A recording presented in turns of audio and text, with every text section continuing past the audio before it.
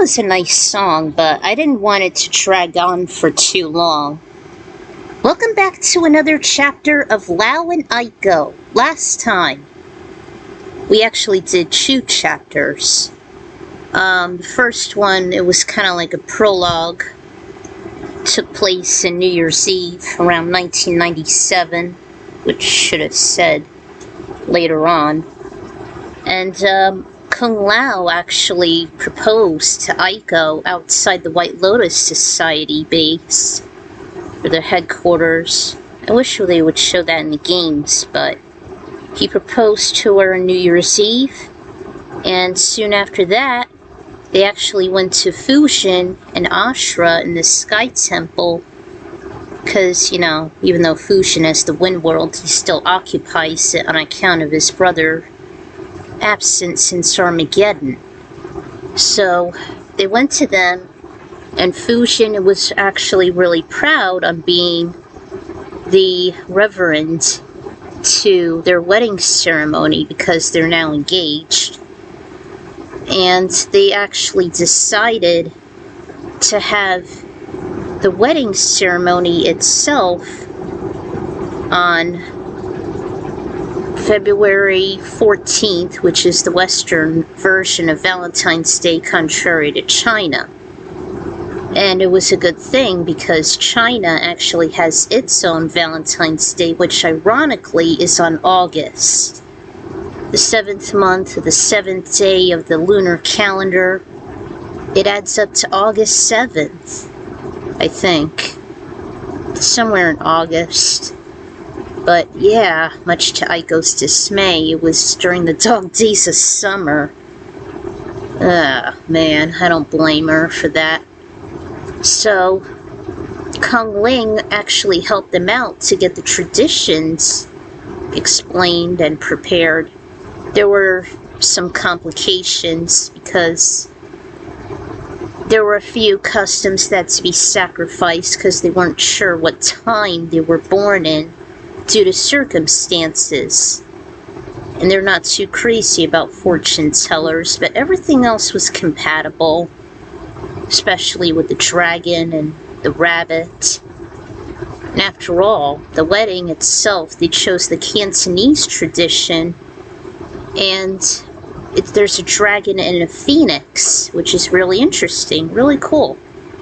It's complicated, but very interesting. So they went over the traditions, and they actually visited Yin Yang Island, which Lord Liu Kang advised them to go with the monk's advice, the Shaolin's advice. And so, before that, they went to Yin Yang Island, and they invited Lord Liu Kang and Katana as the wingman for Kung Lao, because they're Shaolin brothers, and the wing woman Katana for Aiko, the wing woman Kung Ling for Kung Lao, and Aiko decided to go with Nightwolf as her wingman because they have the Matokan heritage. So far so good with the bridesmaids, the ushers, and they can't bring any babies because it might be too overwhelming, including Chiang, Cassie, Jackie. So there's only Kung Jin and Takeda left if you count the combat kids. So let's hope things won't get too complicated. Alright, continuation 2. January 31st, 1999. It was Aiko's 29th birthday, and the previous snowstorm, just 6 days prior, had postponed deliveries of gifts for her and Lao's upcoming wedding scheduled for February 14th, the Western world's version of Valentine's Day. The cottage's porch and steps had a thin, translucent layer of snow compared to the white, thick sheets outside, as the Shaolin was prepared, salinizing their properties, including the Wuxi Academy, with saltwater hoses drawn from the Yellow River during the day prior to the storm. And by the way, as of writing this, I did have a massive snowstorm, massive blizzard. It was crazy. A red banner was placed on the cottage door. This practice represented red, which symbolized joy, happiness, and protection aside from Aiko's heart and cardiokinesis. It also served as a visual cue for the community to recognize the couple's union and celebrate their new status as a married couple. Because of the inclement weather, school's been canceled for the people, even Jin, and the family was just relaxing for the occasion. Several displays of double happinesses, pairs of crimson symbols representing the male and female, were placed within the bridal room. The family was amazed, although Aiko warned that shared mattresses can carry lice and bed bugs. Thank you, Glee, the principal of the Ohio high school. I remembered his screaming words. You can't do a used mattress! Lice! Bed bugs! I read it online! I'm sure you know the show Glee, you would know. Ling was a bit startled, however, Lao had warned Fujin the same, so he sprayed ginseng to eliminate the pests. Not only to terminate potential pests, but actually blessing the new bridal chamber. Wow, that was very nice of him. Their room wasn't even colder after the vapor was applied. The bed itself became complete with red sheets, a slightly wider frame, and a plate of dried longans, lotus seeds, red dates, persimmons, a sprig of pomegranate leaves, together with 2 red packets placed on the bed. A pair of bedside lamps were lit to symbolize the addition of sons to the family. Aiko was pessimistic on bearing any children at all on account of her mental illnesses. In fact, Ling chimed in that her bedpost was switched with Aiko and Lao's, as hers was a queen bed that she once shared with her divorced husband. The couple hardly knew the difference amongst the opaque room.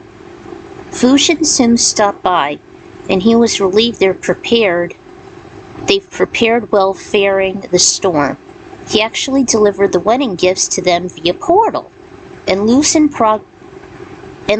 progress melting overwhelming snow and ice, including Yingyang Island. The couple had the following: Eskimo-like clothing, including boots from Nightwolf and the Matoka tribe, even a new massive drum. The golden rings, which actually turned out to be skull rings. Aiko and Lao agreed to use them for battle. The pride price envelopes in which they decided to share with their family.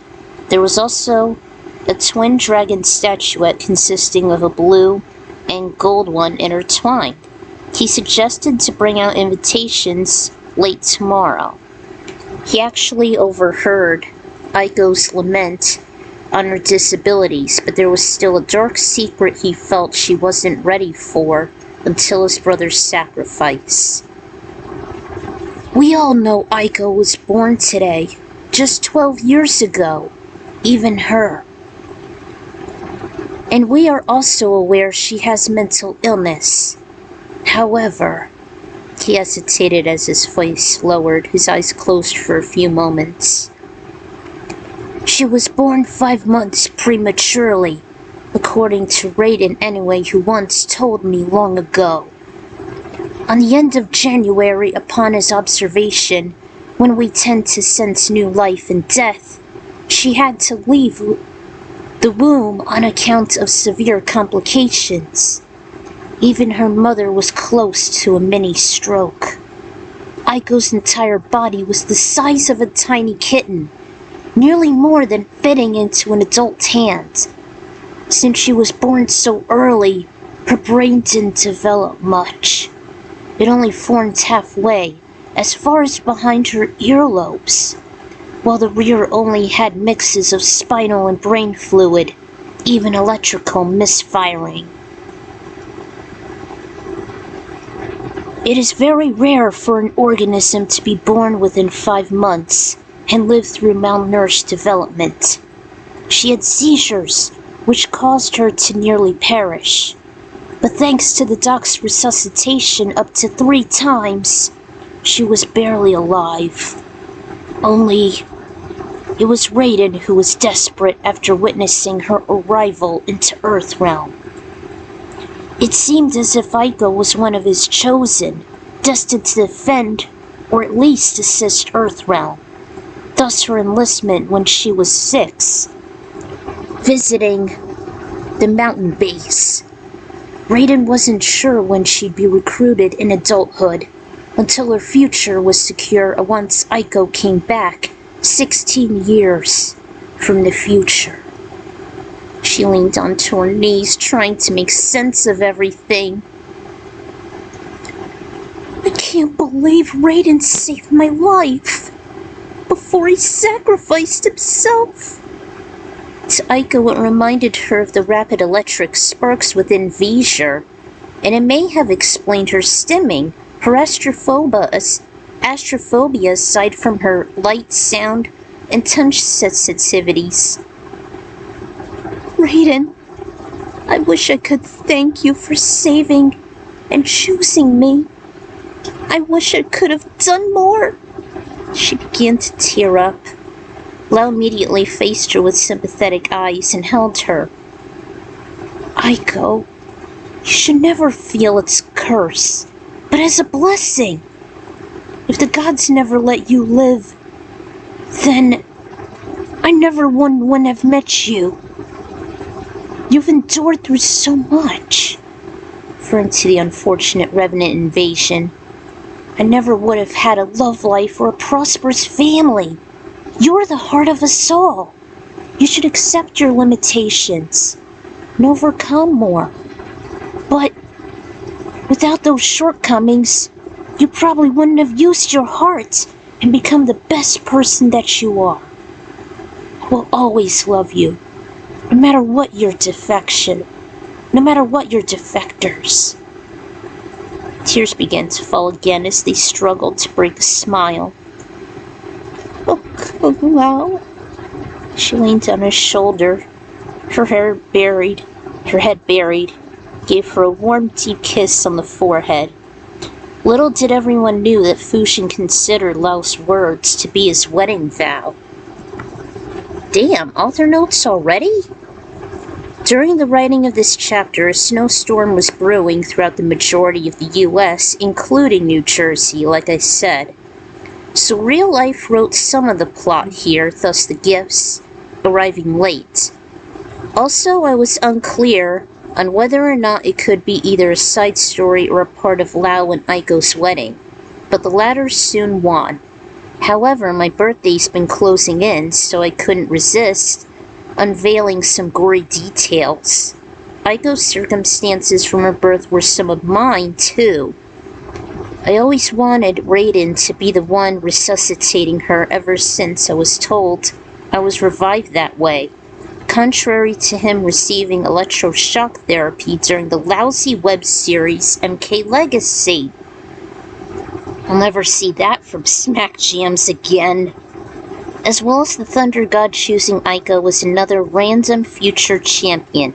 Her destiny began to unravel very slowly by then. My OC is definitely someone special. Tch, unlike that bastard, R.I.P. Cole Young, not gone fast enough. A lot of organisms are born within 3 trimesters, and they still have a chance of living well within 7 months. But due to the early evacuation from the womb, I was born within 5 months and stayed in a hospital for 6. They even stated my foot is the size of a thumb. No joke. I wasn't breastfed neither, which is probably why I always cover my face when there's breasts around. And Aiko and my other relatable OCs are indeed anemic. The Matoken gifts were random, while the intertwined twin dragons was an idea made by Liu King our peer as we collaborated for Karo's baby journal. But the bride money was a part of Chinese tradition, and it also reminded me of a similar process on the movie Goodfellas, even sharing that same concept in my F-Zero wedding fic, to be married and loved. It was just another segment I wanted to get out of the way. Now I need to work on the invitations as well as my top 10 sky levels. Hopefully the latter can be done before my YouTube anniversary, which it was. But I never had any ideas with the invitations. Maybe I'll work on that. I don't know, in the future. Maybe I'll work on another chapter. Hang on one second.